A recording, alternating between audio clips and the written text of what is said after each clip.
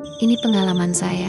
Saya masih ingat masa kuliah, ketika saya tinggal di sebuah rumah kos lama di dekat kampus. Bangunannya besar bercat putih kusam, dan sebagian kamarnya sudah lama kosong. Banyak yang bilang rumah kos itu berhantu, tapi saya mengabaikannya. Malam itu saya sendirian di kamar. Jam sudah menunjukkan hampir tengah malam.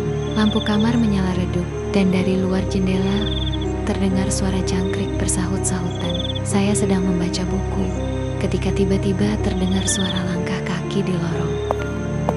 Langkah pelan tapi jelas terdengar mendekati kamar saya. Saya berhenti membaca dan menajamkan telinga. Rumah kos itu seharusnya sepi, karena sebagian besar penghuni pulang kampung. Namun suara langkah itu berhenti tepat di depan pintu kamar saya. Saya menahan napas.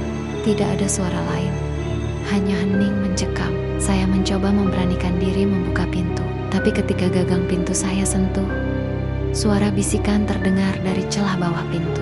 Pelan sekali, seperti suara perempuan berbisik, "Buka." Dada saya terasa membeku. Saya mundur perlahan, jantung berdegup kencang. Tapi suara itu semakin jelas, semakin mendesak. Tiba-tiba lampu kamar saya padam semua menjadi gelap. Dalam kegelapan saya bisa merasakan ada yang berdiri tepat di belakang saya.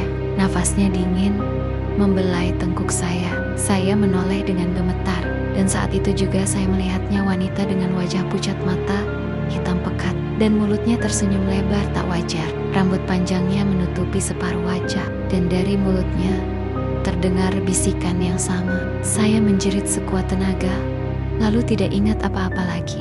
Keesokan paginya, teman kos menemukanku pingsan di lantai kamar, dengan pintu yang tetap terkunci dari dalam. Sejak itu saya tidak pernah berani tinggal di kamar itu lagi, sendirian.